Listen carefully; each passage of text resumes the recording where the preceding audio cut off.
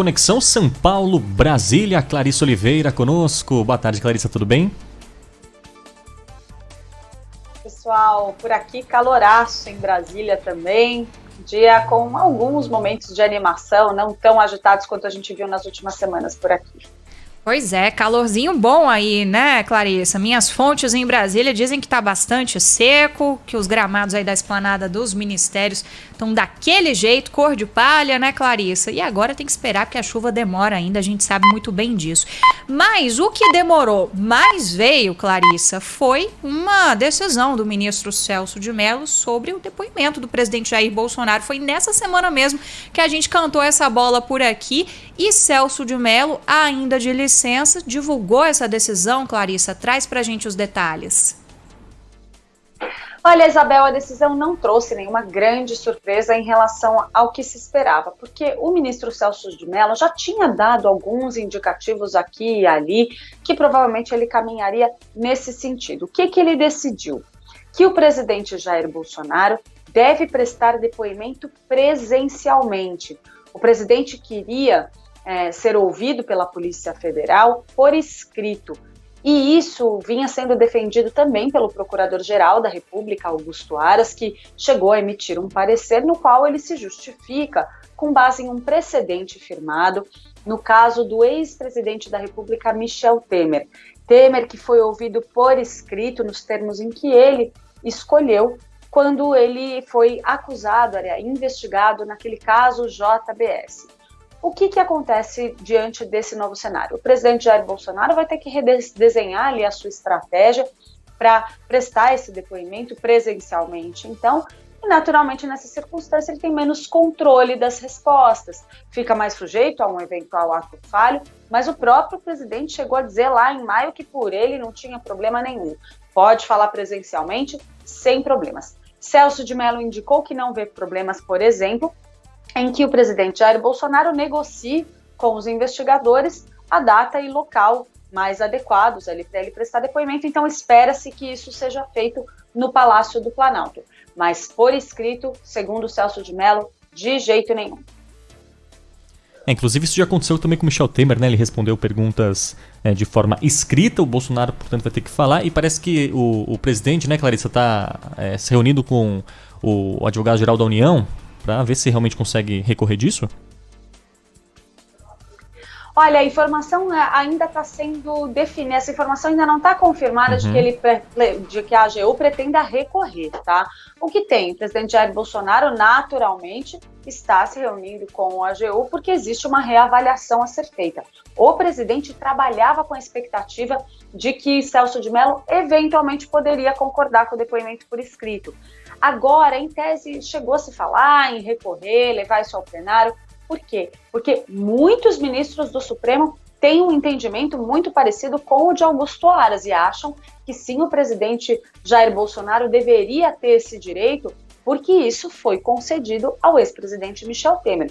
E aí existem tantos ministros que tomaram essa decisão, no caso de Temer, até porque essa autorização foi concedida pelo Supremo Tribunal Federal, salvo engano, foram Luiz Roberto Barroso e Edson Fachin. Eu confesso que eu não tenho certeza, posso estar enganada, porque eu estou pescando aqui na minha mísera memória.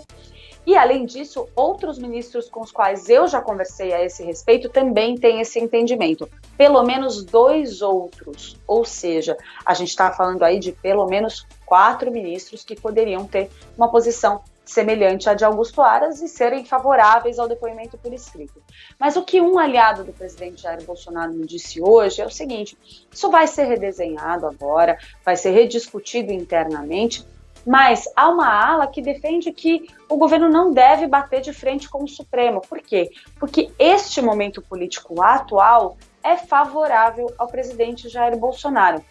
Quando essa crise estourou, lá atrás, na época em que o ex-ministro da Justiça, Sérgio Moro, pediu demissão e acusou o presidente Jair Bolsonaro de interferir indevidamente no comando da Polícia Federal, a situação era muito tensa entre Bolsonaro e o Supremo Tribunal Federal. Havia uma questão de popularidade do presidente muito prejudicada, aquela discussão sobre interferência nos outros poderes, fechamento do Congresso, fechamento do Supremo Tribunal Federal. Então era outro momento político totalmente diferente. Agora, nesse período aí da pandemia do coronavírus, o governo ganhou muita popularidade por conta do auxílio emergencial, por exemplo, e dessa política assistencialista toda que foi desenhada durante a gestão Bolsonaro e também por algumas mudanças na comunicação do governo. Então, a avaliação é que o momento é favorável politicamente para Bolsonaro e que o melhor agora talvez não seja bater de frente com o Supremo. E quem sabe aceitar o depoimento presencial, feito de maneira ali mais controlada possível.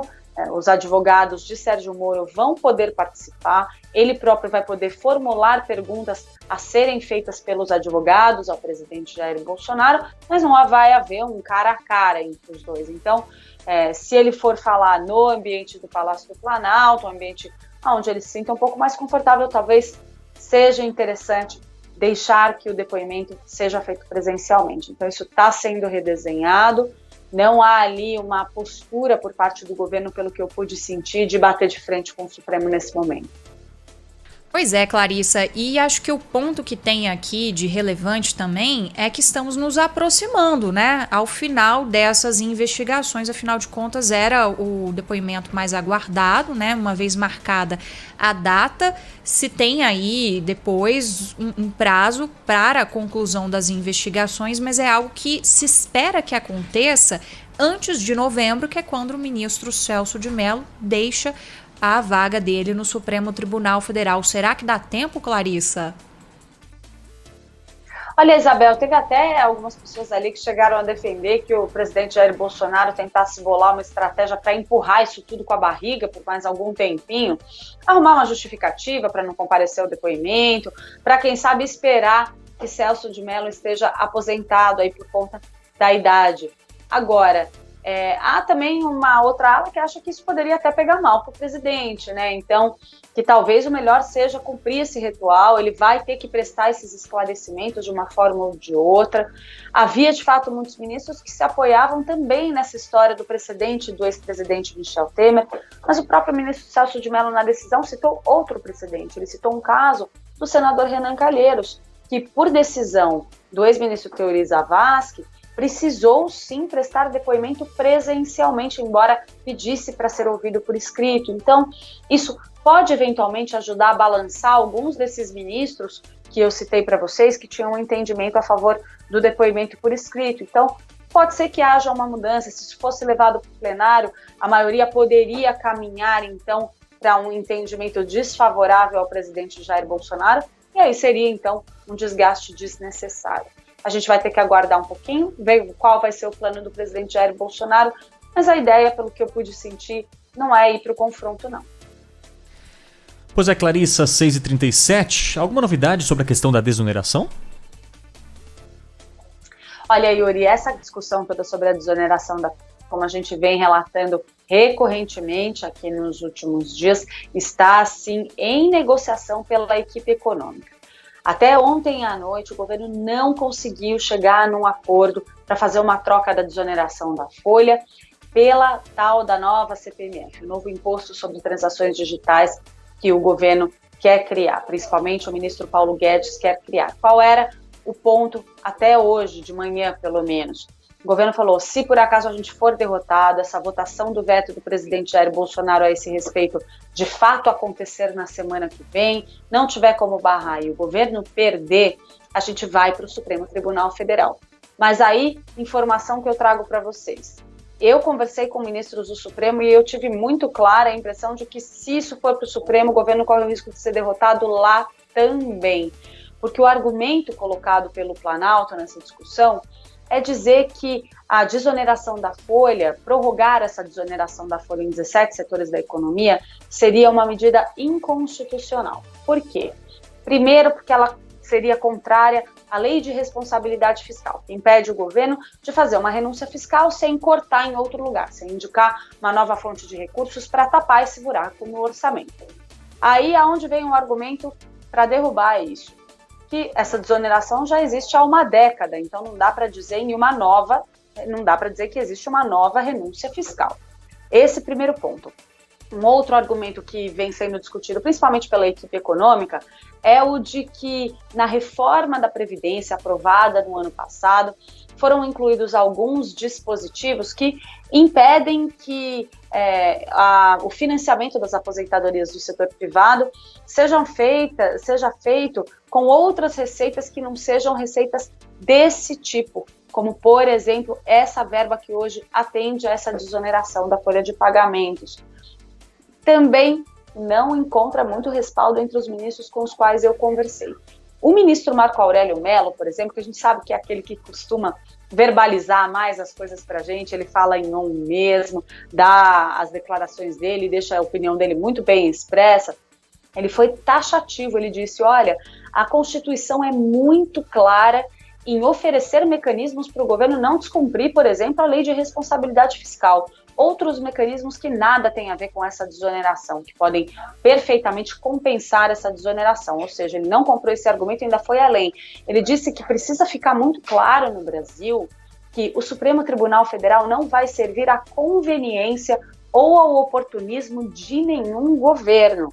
Segundo ele, é um momento que demanda reflexão dos três poderes aqui no Brasil, para que todos entendam que não cabe só ao Supremo Tribunal Federal referendar a validade da Constituição, que cada poder tem que também ter consciência de que basta uma interpretação sensata da legislação para saber até onde é possível ir. Segundo ele, não é bom para ninguém que um governo patrocine uma judicialização da política.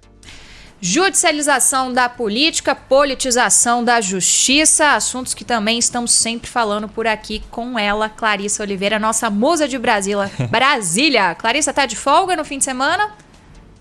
Não, tô de plantão. Poxa vida. Então tá bom, ótimo trabalho pra você, Clarissa. Até mais tarde no Band News Muito TV. Obrigada, pessoal. Até semana que vem por aqui. Boa noite. Beijão, tchau, tchau. Beijo.